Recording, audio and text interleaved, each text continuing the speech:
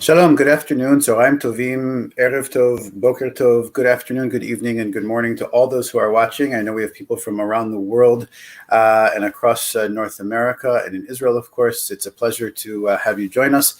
My name is Rabbi Josh Weinberg, and I serve as the Vice President for Israel and Reform Zionism for the URJ and as the Director of Artza. And I'm pleased to bring you this program together with our friends from Artzenu, the International Organization of Reform Zionists. Today, we have a very important program and timely, of course, as we are looking to now 13 days away from the inauguration of President-elect Joe Biden and Vice President-elect Kamala Harris. And with us to discuss some of their foreign policy implications, specifically for Israel and the Middle East, we have an expert panel. I'm looking forward to that. I want to begin by saying that I think that the world was deeply shaken and disturbed and troubled by the horrific events that took place in the capital of Washington, D.C. in the United States yesterday afternoon, where we saw a pro-Trump mob stage an insurgence into the Capitol building, a violent break-in of the Capitol, really threatening the sanctity and the shrines of our democracy.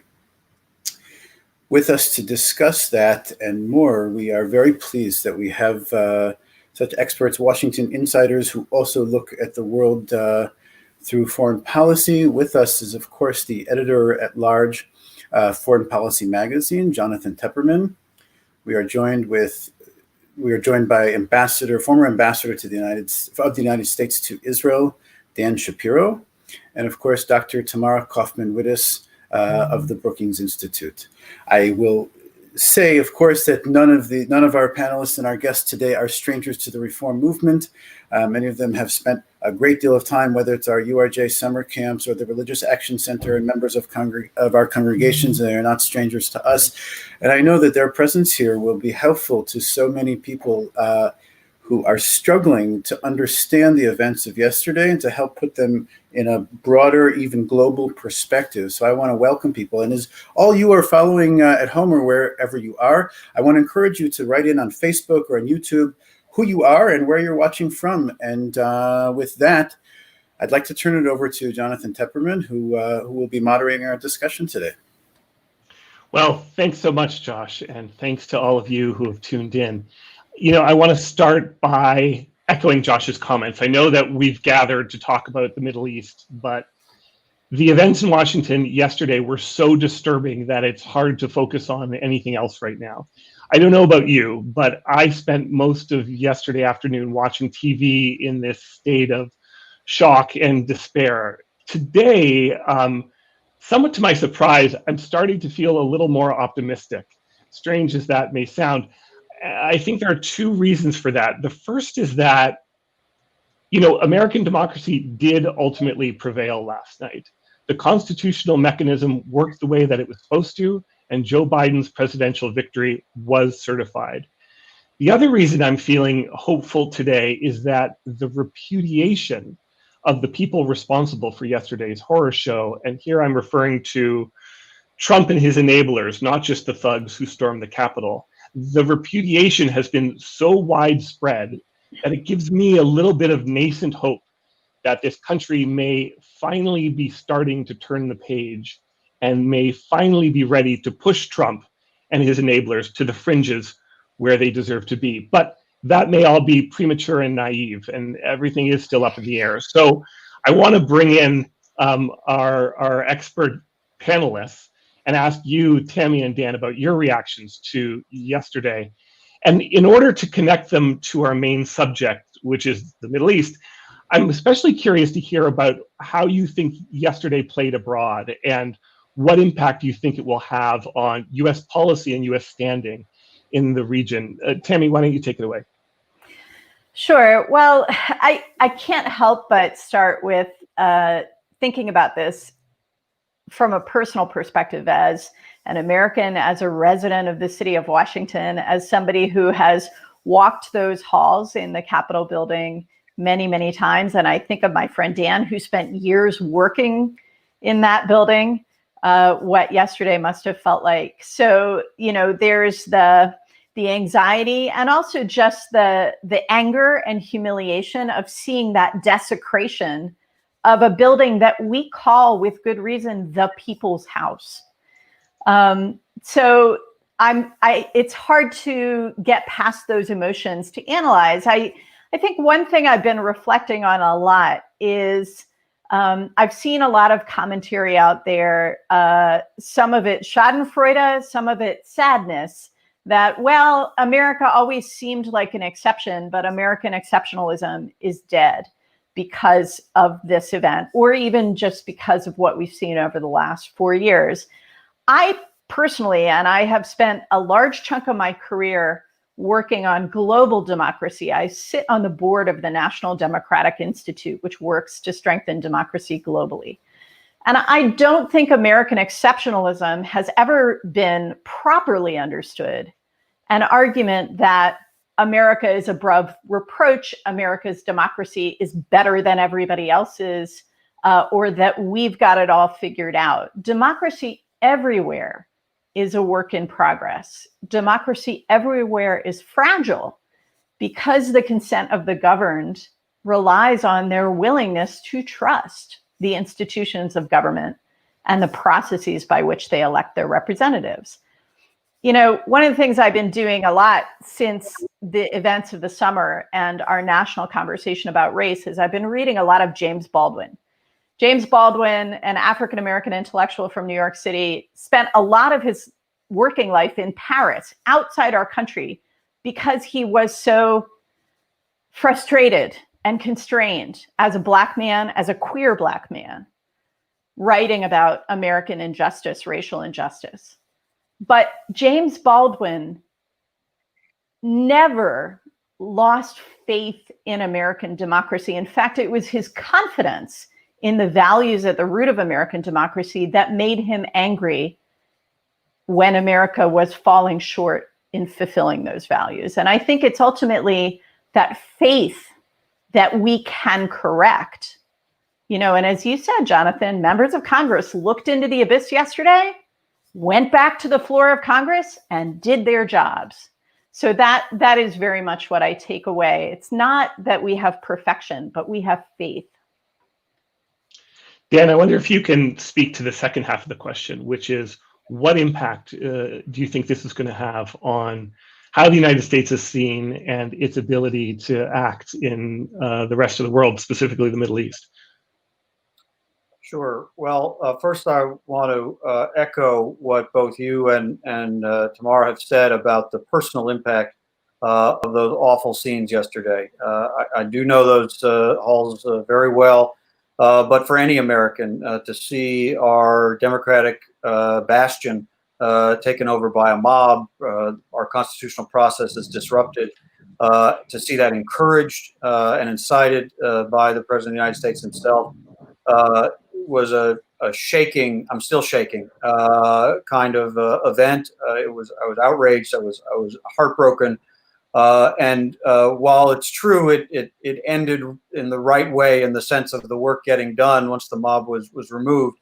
I think some of the tremors linger, that it could have happened, and that people are still out there who may try to do similar things in the future. So it's a moment of grave importance that we focus on what we need to do to move past that. By the way, it's also a moment to think about how close we might have come, either in a second Trump administration, or if he had managed to do what he tried to do, which was to steal an election and he lost, how much worse it could have been for American democracy.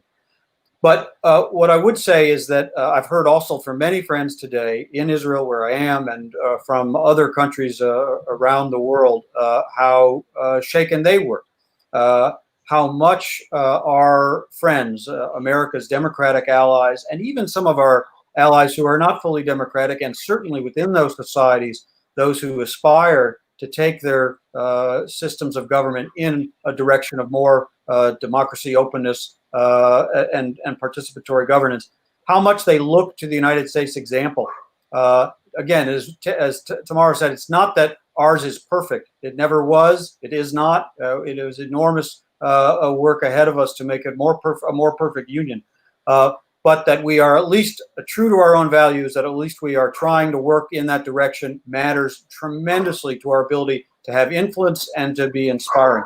And it's also true that our adversaries take significant note of that. If anybody took a look at what was on Russian and Chinese social media over the last 24 hours and on some of their broader media as well, it was an absolute celebration, an absolute attempt to advance their narrative that a Western-style democracy is not a functional form of government. It is not a recipe for stability, and that their models offer something better, a way of trying to advance their influence. So getting our own story right is a huge amount of ability, of influence on our ability to be influential in the Middle East, but anywhere else in the world where these issues are at play. I'll just say briefly that, you know, one of the main issues that the Biden transition has highlighted, in addition to COVID and economic recovery and climate change, for early focus is racial justice. Of course, the issues that were sparked by or brought new attention to by the protests last summer after the murder of George Floyd. But you build out from the concept of a reckoning of systemic racism to talk about equal participation in all aspects of society, economics and healthcare and education, a voting system and a democratic institutions that function and that work well, a law enforcement that follows the rule of law. All of those are aspects of us being able to model, not only to get our own society in the healthy state it needs to be, but to be able to model that to support those who are our partners in a struggle for advancing those values worldwide against others who want to advance very, very different values, like those I just mentioned. So, you know, despite the best efforts of Trump and his enablers yesterday, we will have a new president in 13 days. And I want to start trying to play out the implications of that around the world and around the region. What impact do you think the change of leadership here is going to have in Israel? Tamara, first, you know, Israel also, of course, has an election coming up. Will having a President Biden in the White House affect Bibi's chances this time? Wow. Well, let me start, I think, Jonathan, taking a little step back and talking about what Biden brings with him as he enters into office, and what kind of region, what kind of Middle East, and what kind of Israel is going to face that new administration. Right. You know, Biden's got a ton of experience in foreign policy. He's got a ton of relationships inside Israel and around the region. But this is a region that has been through tremendous change over the period of time just since Biden was vice president. And so he can hit the ground running, but the ground has shifted. All right. So that's, I think, the first piece of context. The second piece of context is who Joe Biden is compared to who the current president is and how they approach these relationships. Joe Biden is all about relationships. His whole political career, everything he's done in foreign and domestic policy is about investing in relationships and building partnerships to get things done. That's very senatorial, but I think it's actually a tremendous asset in foreign policy as well. And so I think that it could not be more different from the sort of short-term, self-regarding transactionalism that Donald Trump has brought to foreign policy. You scratch my back, I scratch yours in a very near-term sense. And not thinking about the longer-term implications for a bilateral partnership or for the security and the interests of both parties. So I think that one of the dynamics we've seen in the U.S.-Israel relationship, but more broadly in U.S. relations in the Middle East, is a lot of short-termism. Actors in the region saying, well, that's the way this guy looks at things, so let me grab what I can get right now, and we'll figure out the consequences later. And that's caused misunderstandings, it's caused cross signals, it's sometimes caused crises. And I think that a Biden administration is not going to approach things that way. It's going to try and set a more strategic path. In the right away, what that means is we're going to have a lot of very serious conversations about where we are and where we want to go together. But over the long term, I think it's going to be a much less bumpy, much more consistent, coherent, reliable set of partnerships. Go ahead. I'm sorry, you did ask about the election, and I don't want to dodge. So let me just say this very, very briefly. And Dan's on the ground in Israel as this campaign is heating up. He can say more. I will say one thing about what happened yesterday, which is that I hope Israelis, as they embark on their own political campaign, reflect on the power of words and the way in which rhetoric contributed to the horrific events of yesterday, and they don't follow us down that particular road. I think that the fact that there's an Israeli election and the fact that Joe Biden wants to return to an era in which we are not intervening in one another's domestic politics and we are not using our relationship in domestic politics as a wedge, that means we're going to have to deal with Israel carefully, in a calibrated way, so that we're having the conversations we need to have on urgent issues, but we're not perceived as, even a hint of interfering in Israel's process.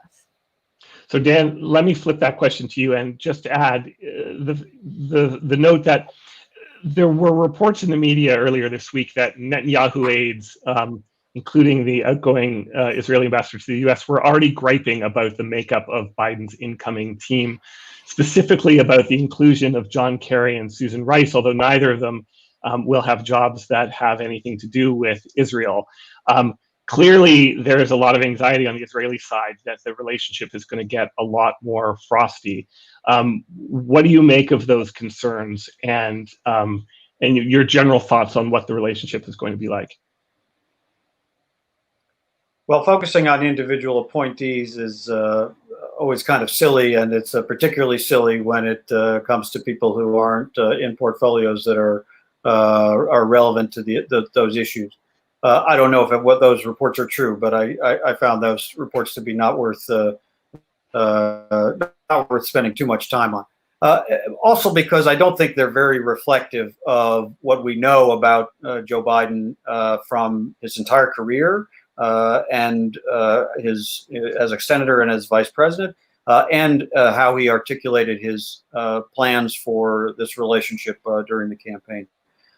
This is a now soon-to-be president who is as knowledgeable and as experienced and as steeped in the U.S.-Israel partnership in all of its aspects, in the common values aspects of the two democracies, in the security partnership, which is so many dimensions now, from assistance, which he's helped craft, to joint training, to intelligence cooperation, to technology development, to standing up for Israel anywhere its legitimacy is challenged or its right to defend itself is challenged, whether in the United Nations or at home with the BDS movement.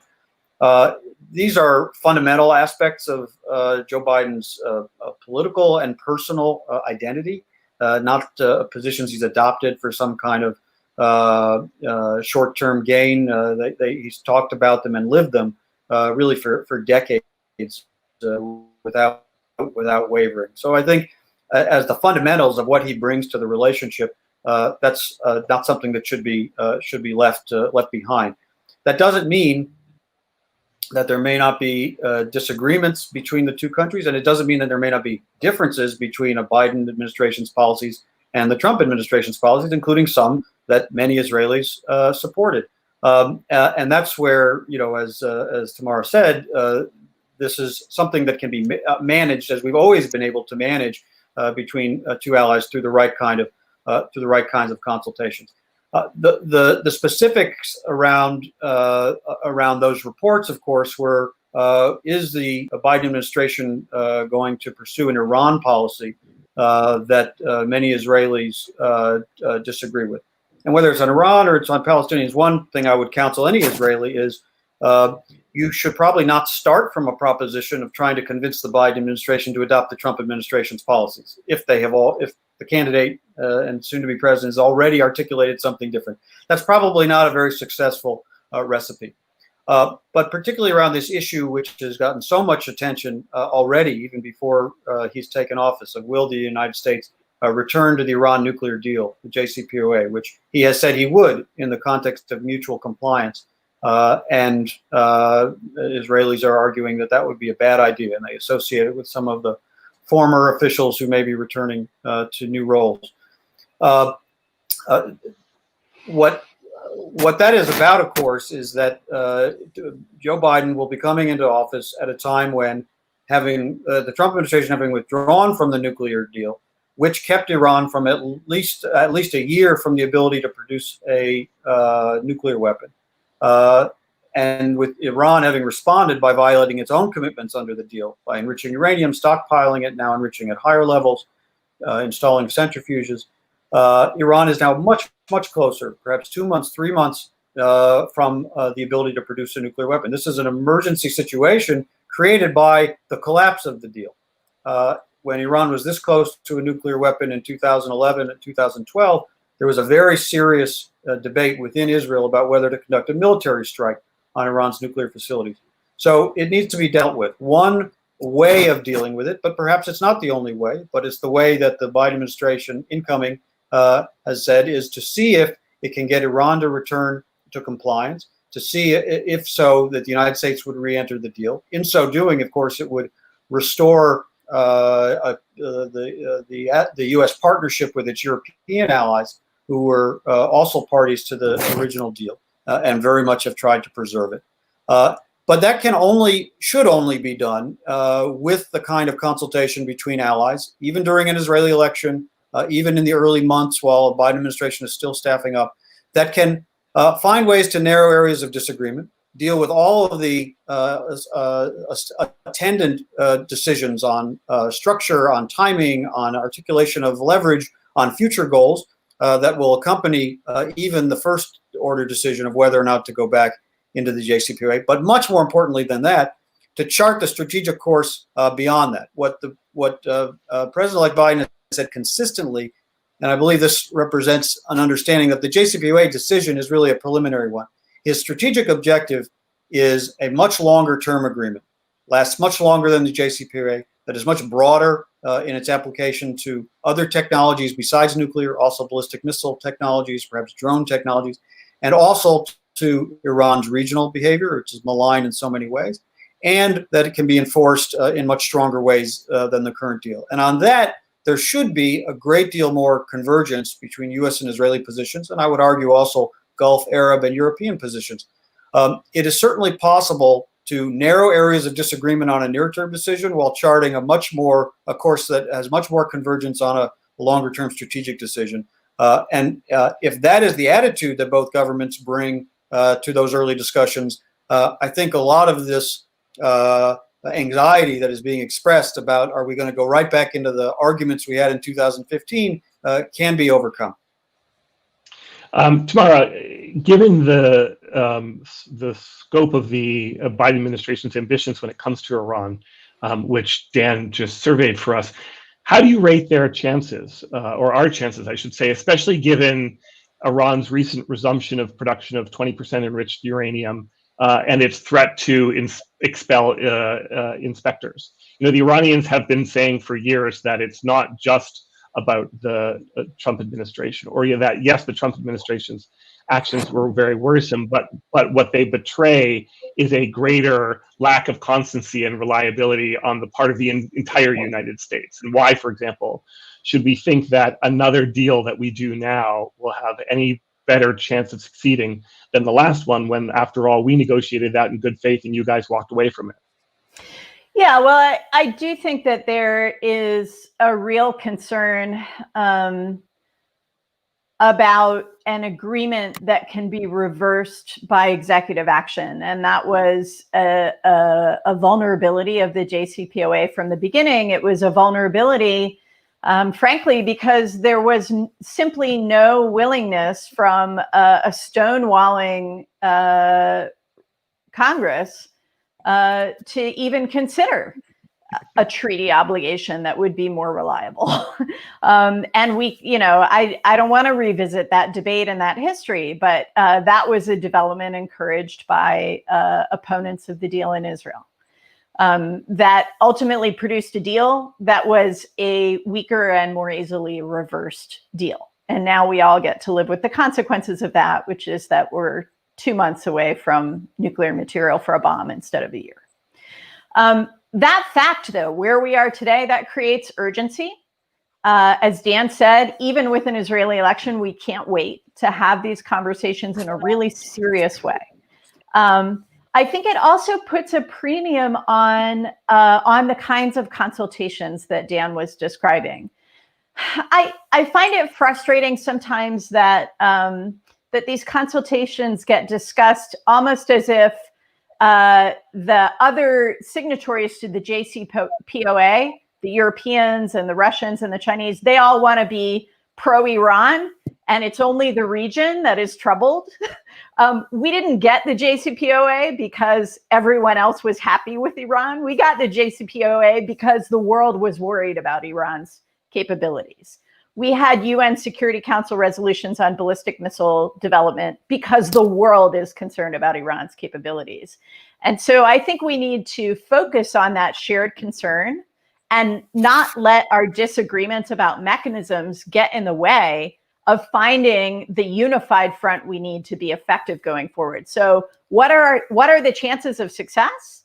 The more this is seen as a US-Iran bilateral, are they an adversary, or are we willing to sign an agreement with them?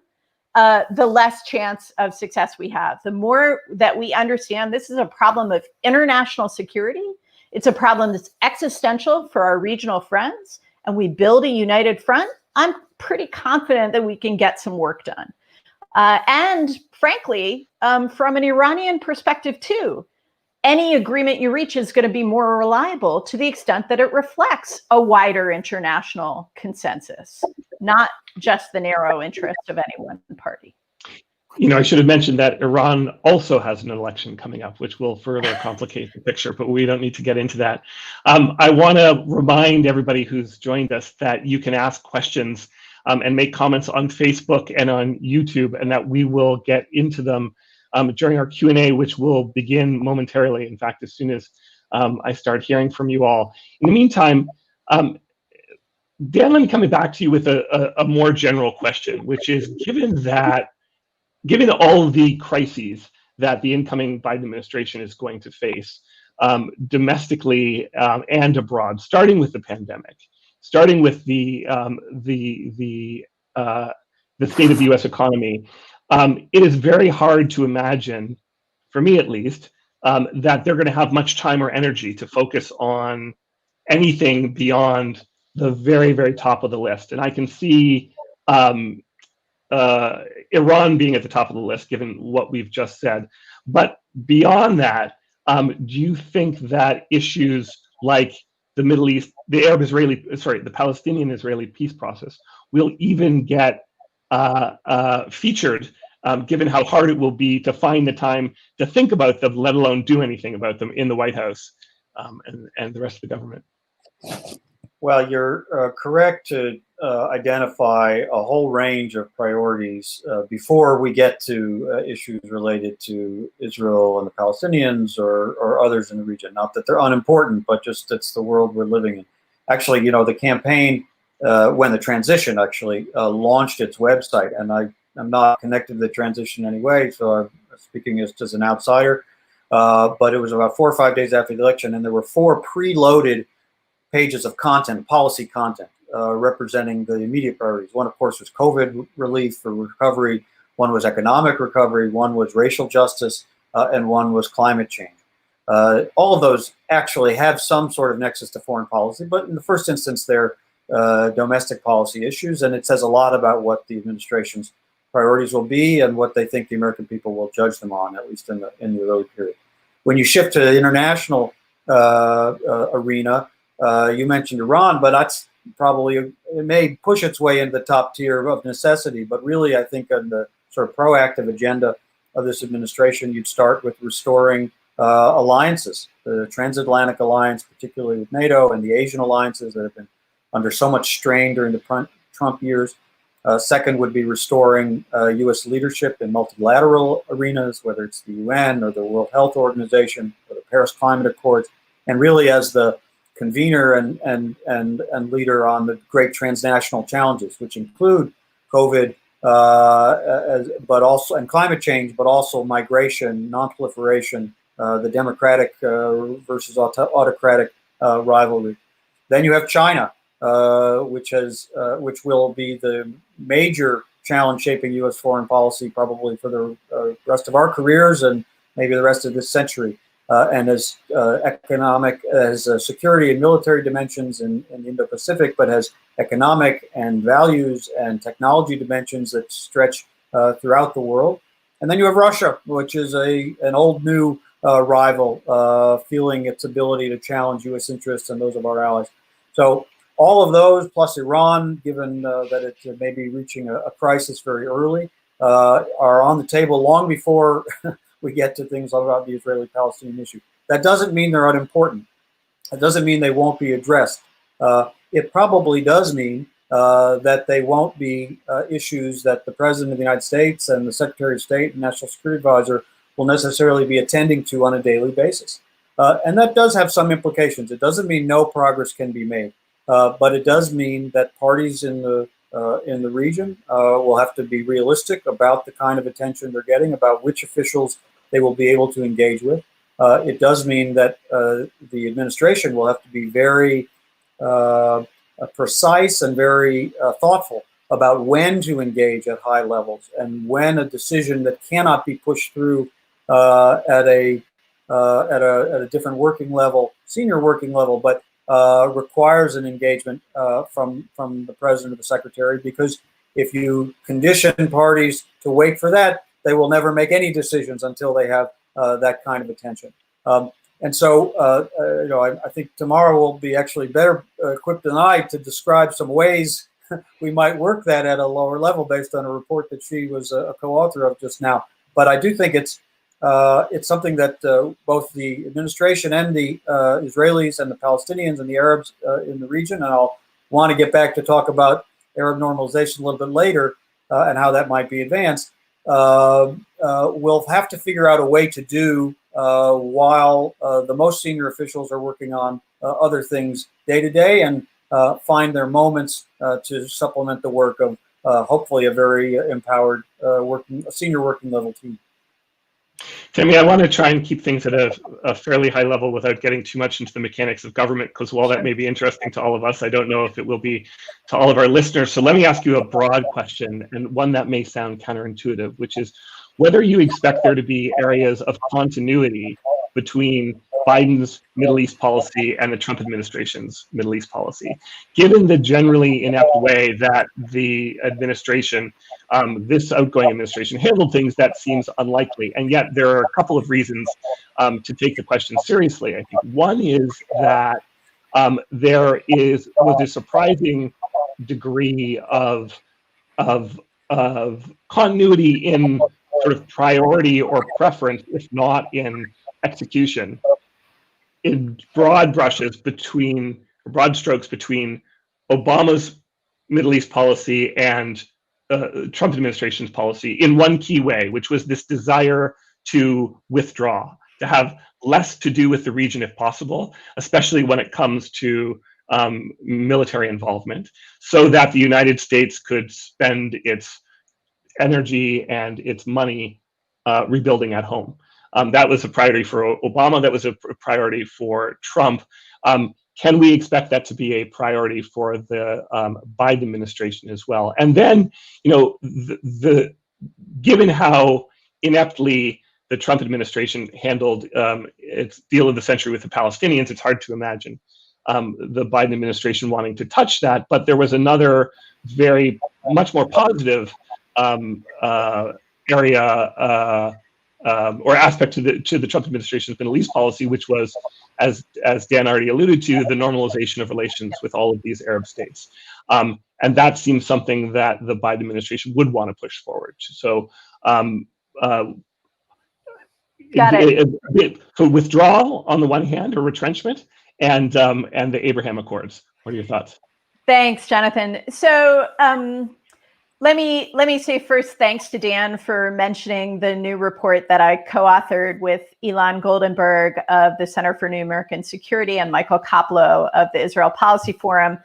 That is the result of a year's worth of work looking at how the United States needs to reshape its policy toward the Israeli-Palestinian conflict. And, you know, just very, I won't get into the weeds. I hope that folks will get a chance to take a look at least at the executive summary. But I will simply say that although there is no rational reason to make this a high level, you know, demand on presidential time or to have a special envoy appointed on day one, it is not an issue that I think the United States can afford to ignore or just put on the back burner or try to manage. And we've got a lot of recommendations about what to do instead. So here's where, and you know, this gets to the broader retrenchment point here, Jonathan. I don't like the language of retrenchment or withdrawal. I don't actually think that that's an accurate description of what either Obama or Trump were trying to do. Obama was driven by two things. One was a desire to bring an end to the military conflicts in Iraq and Afghanistan that were sapping, yes, our national budget, exhausting our military forces, and really distorting the shape of our military forces from, you know, the military that was capable of confronting great power conflicts. To one that was all about special operations and counterinsurgency. The global war on terror was not a good recipe for America's global strength, ultimately. And so we had to take that in hand, and the American people made clear in multiple electoral outcomes that they wanted to turn the page on those wars. So that was the first driver. The second driver was the rise of China and the renewal of global geopolitical competition and the need for the United States to prepare itself for that. If you have two aircraft carrier groups stationed in the Gulf around the calendar, then you have one less for everywhere else in the world.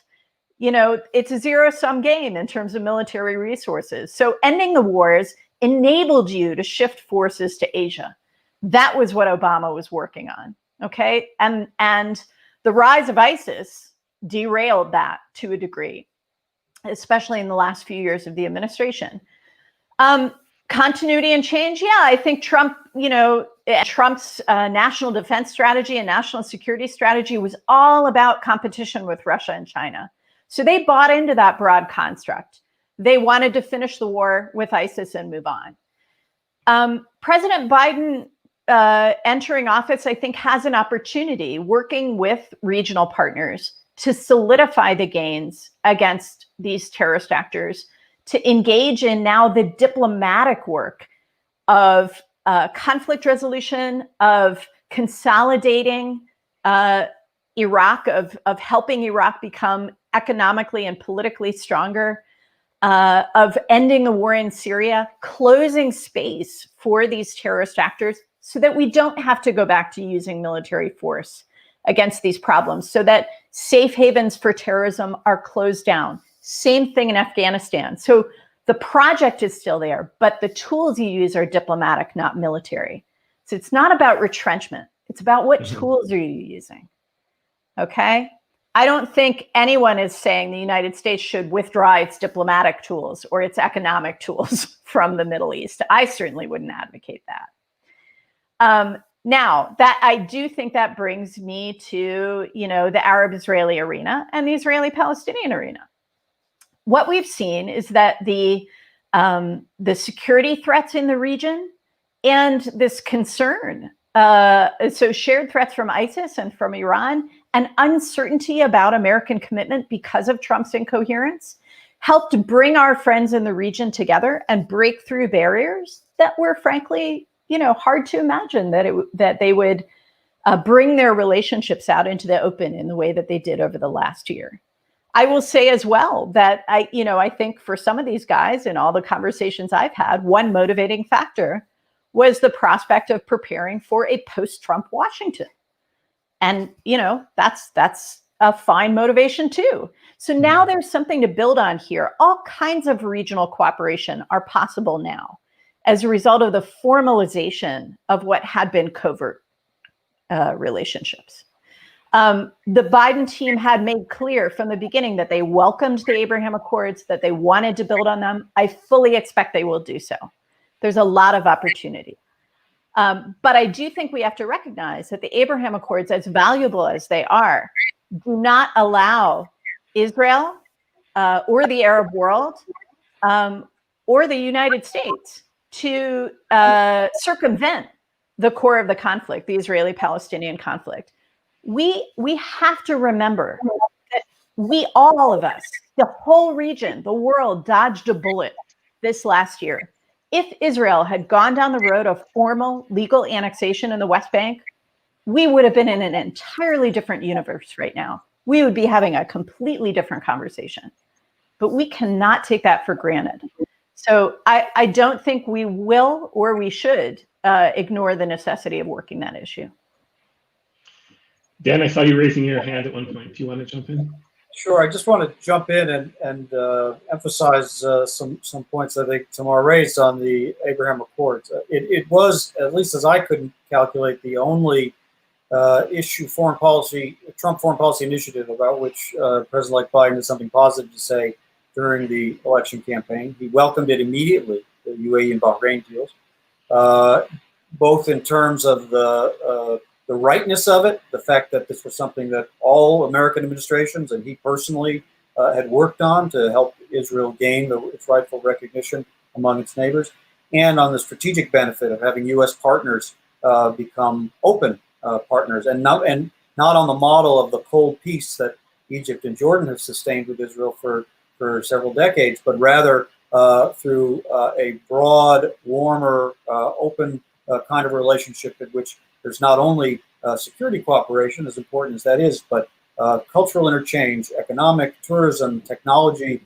energy, water exchanges that can be beneficial, obviously, for those countries, but really become beneficial to a much wider circle of countries as well.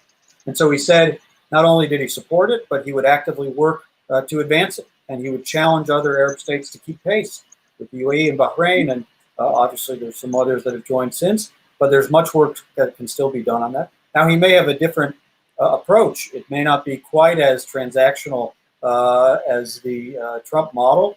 If Saudi Arabia, which we all would love to see normalized with Israel, thinks that we'll get an F-35 package at the same time that President-elect Biden is talking about a reassessment of that relationship. I'm not sure that's realistic, but that doesn't mean this can't be advanced. There's lots of creative ways you can do this, and he fully intends to do that. But it's also true that he added something. He added two things that were different from Trump. One was picking up on Tamara's point that one of the great benefits of the UAE deal was that it sidelined the prospect of unilateral annexation in the West Bank. That became essentially an either-or choice for the Israelis, and fortunately they made a good choice, and that sidelined that prospect. But second, he said he believes that these new normalized relations between Israel and Arab neighbors can actually become, if they're used effectively, a source of generating positive momentum on the Israeli-Palestinian trend to help keep that two-state solution alive and viable. Because the logic of it hasn't changed. If Israel normalizes its relations with every Arab state, and I hope it will, and I'm sure the Biden administration will work toward that, it won't change the fundamental necessity of a separation between Israelis and Palestinians to keep Israel true to its Jewish and democratic nature, with all the implications that has for the U.S.-Israel partnership, to ensure Palestinians' legitimate rights of independence can also be achieved. So that's not going to change. And in fact, these new relationships can become quite positive generators of progress. It doesn't mean they will solve it. Again, if the administration is putting this in the basket of something they try to sustain a two-state solution rather than push immediately to achieve it, you don't need to count on those Arab states to deliver the ultimate outcome. But the kind of dialogue that a normalized country with Israel like the UAE can now have with the Israeli public and the Israeli government about what steps Israel can and should take or not take in this arena is very, very different than any Arab state has been able to have with Israel so far. The kind of support they can provide for Palestinians economically and in institution building, but also perhaps some positive pressure on helping Palestinians make adjustments to their approach, how they educate their public, how they speak about their aspirations, is also very different once they're in this arena.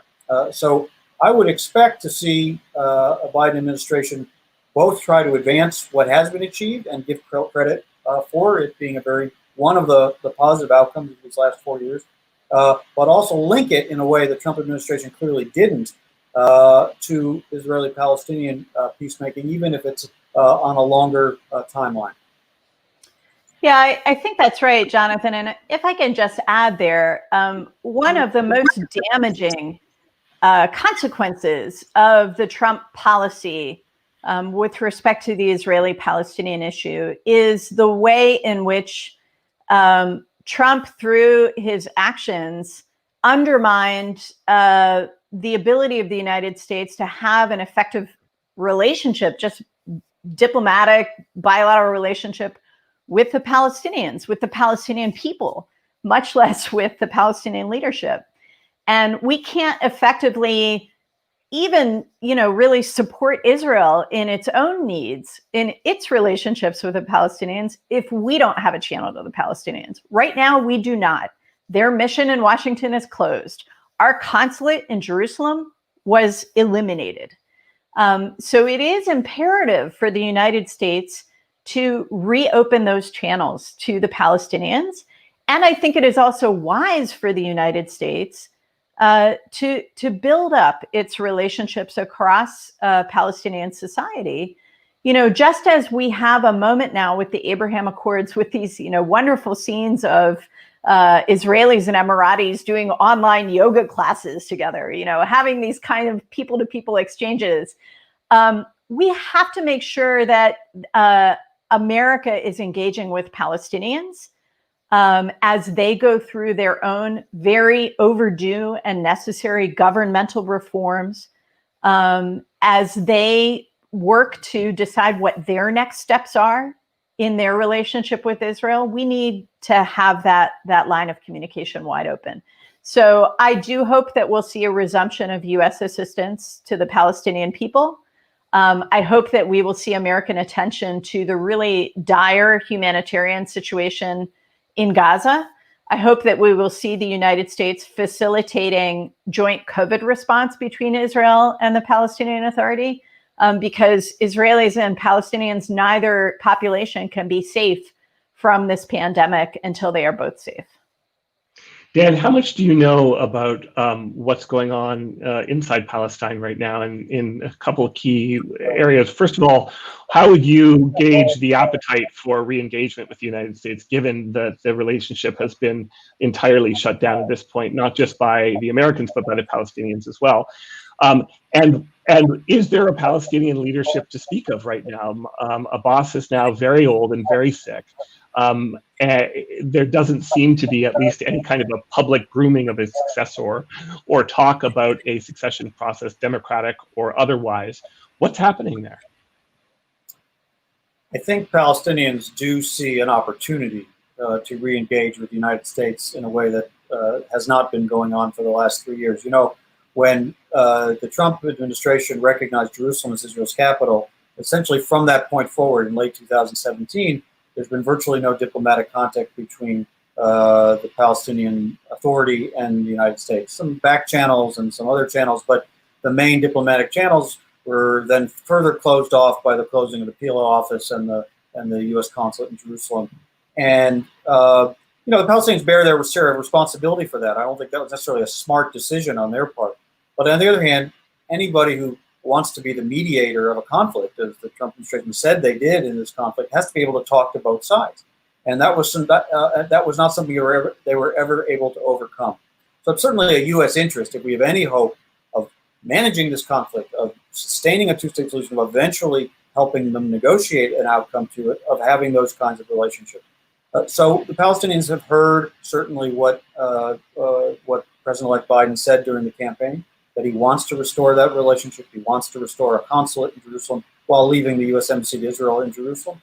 He wants to open the PLO office. He wants to restore assistance to the Palestinian people that can be restored. Some of that assistance, by the way, is restricted because of a law called the Taylor-Force Act. This is a law that withholds assistance to the Palestinian Authority because of payments they make to terrorists who have committed acts of violence and are in Israeli prisons. President-elect Biden supports that law. In fact, he was in Israel. I was with him in Shimon Peres's office when Taylor Force, an American veteran and student, was murdered on a Jaffa beach about a mile away. He supports that law and has said to the Palestinians through the channels that, or through his public statements, that he would restore the other streams of assistance that are not covered by that law to the Palestinian people, to healthcare institutions, humanitarian and economic aid that does not go to the Palestinian Authority, but that he would also expect them to address that.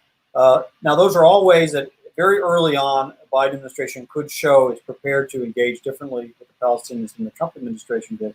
But one of the things I hear from Palestinians is that they take seriously, at least some do, I don't want to speak for everybody, that they need to at least be able to meet that administration part way. And there is a serious discussion underway. I can't speak to what if the results will be, but there's a serious discussion underway in Palestinian society, in the Palestinian business community, among at least some people in decision-making roles in the Palestinian Authority, about the need to address their prisoner payment law, to actually end that reprehensible practice in a way that would take that off the table and further signal, as we all want them to do, the illegitimacy of violence to their own public, so that that can be a signal to the Israeli people that there is actually a partner with whom to work. That would be a very beneficial early sign. I can't predict what it would be, but I do know that that discussion is underway, and that realization that a Biden administration isn't just going to deliver everything to them, it's also going to expect Palestinians to contribute something to improving the environment, and not only ask Israelis to contribute something. Now, the Palestinian leadership situation is very challenging. Of course, they are in the process of a leadership transition. We don't know how long that will last. Obviously, President Abbas is not a young man, but the process by which his successor will emerge is not clear. Neither is the timeline. For now, he is the address. But I do think there are some very impressive younger Palestinian, again, many of them not in direct decision-making roles, but they're in the business community, they're in the high-tech community. They have gained influence talking to their colleagues in governing circles that we should also be talking to. We shouldn't limit this conversation to one Palestinian leader, and obviously we need to be prepared to deal with who follows President Abbas, and probably aware of our limitations on being able to influence that in any direction, or in a positive direction. So it's a challenge, but there's much that can be done even before that transition fully unfolds that improves the situation in which that next Palestinian leader will arrive, and at least we hopefully can shorten the distance to the next negotiation between Israeli and Palestinian leaders that are actually prepared to negotiate. So we're almost short on time, but Tammy, I want to ask you a question that brings together several listener questions that touch on this in several ways, and they have to do with what's going on vis-a-vis Israel in the American Jewish community and how that relationship is going to play out. So as you know, as we all probably know, there's been a lot of debate within the American Jewish community in recent years about support for Israel, whether it should continue in the way that it always has, or whether it needs to change. And there is a lot of survey data showing that younger American Jews are less interested and less supportive of Israel than ever before, in large part because of Israeli policies that they don't agree with. How do you see that playing out in the next few years? Is today's Democratic Party, as a result of these trends, less supportive of Israel than it has been in the past? Will that complicate things for Biden and Harris, despite their own personal inclinations, whatever they are? As you know, and this could be part of the broader negotiation that Biden has to conduct right now between the center and the left of the Democratic Party. You can expect Israel to be a part of that. And then what constructive role can the American Jewish community, which is not monolithic, play in helping preserve the relationship. Yeah, Jonathan, thanks. I think these are important issues to get to, but you packed a lot in there. So let me try to disentangle just a little bit. And take what you want, because we only have a few minutes. Okay. The first thing I want to do is say the American Jewish community, as active as it is still a tiny, tiny part of the American electorate and a tiny part of the American Democratic Party. And so I think our voice is important, and I think our role in Democratic Party politics has been important, but those are really two different issues, what's going on in the community and what's going on in the party. Let me talk a little more about what's going on in American politics, because that's really what I know more than Jewish community politics. Every issue here is polarized by party. Every issue. Healthcare, Supreme Court, Israel, Japan, you name it. One side says red, the other side says blue, one side says up, the other side says down. Israel has now been caught up in that. That didn't used to be the case. It has become caught up in that because of this broader polarization trend, and because political leaders on both sides of this bilateral relationship have seen it in their interest to exacerbate that problem.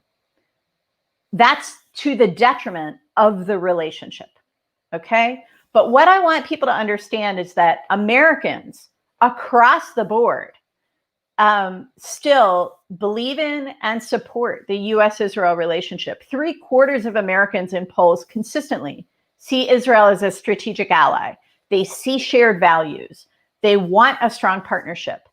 And of course, that's true in the American Jewish community as well. The differences come when you get to the conflict, and specifically when you get to issues in the conflict and issues in Israeli policy that go directly to how Americans think about democracy and about human rights. So one of the biggest trigger issues you see in polls is Israeli demolition of houses filled with families, one member of which committed a violent attack, okay? Closures, which are seen as collective punishment. These are the things that make Americans, especially younger Americans, especially African Americans and Latinos, less comfortable with Israeli policy, less comfortable with American support for Israeli policy. So I really think it's important for people to disaggregate, to understand where this concern is coming from. It's coming from who Americans are. It's coming from our core creed, and it's coming from our shared values. So I think it's very workable, but I think people need to understand it.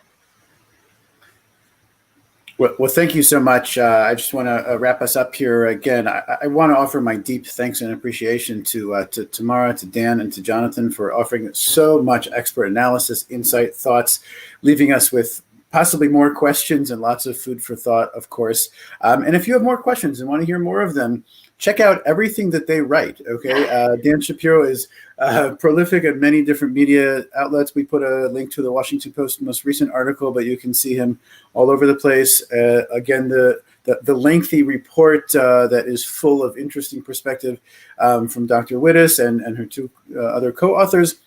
And if you're fans of podcasts, have a listen to Rational Security with Dr. Tamara Wittes, very, very informative podcast. And look at the Foreign Policy playlist to hear Jonathan Tepperman interview a smattering of people around the world on very important issues. And doubtless, of course, there's no doubt that we will have them back with us at some point within the reform movement to talk and to listen to them and to hear what they have to say and share with us. And hopefully we'll be able to look after the inauguration to some of the things that will be implemented on some of the questions that we've asked so far. So again, thank you to the three of you for taking your time. I know it's already late in the evening in Israel, Dan, so appreciate you taking time from your family in the evening now. And I want to say thank you to all who listened. But please stay tuned. We will now be coming to you monthly with joint Artsenu programs with all of the Artsa regions around the world in the reform movement, and we're pleased to do that. Our next one will be on January 28th. I know those of you recognize that date, but it is also Tu B'Shvat Makia. So tune in for a critical discussion about the state of Israeli democracy. Not only will we be hearing from experts like Labor MK Merav Michaeli and Rabbi Ofik Meir, the headmaster of the Leo Beck School in Haifa, but also some perspectives from 4 Israeli teenagers who attend that school, the Reform Movement's high school in Israel, who will share from their perspective how they see some of the issues heading into, of course, a 4th Israeli election in under 2 years. So I hope you join us for that and more as we approach the Israeli election March 23rd. And again, I want to thank Dan and Tamara and Jonathan for sharing their deep personal perspectives on the horrific events of yesterday. And I know that many of us are still processing those, and hopefully that will be the end of that violence that we saw as we're leading up to the inauguration. So I want to wish everyone an early Shabbat Shalom, and to thank you so much for joining us, and to stay tuned for more.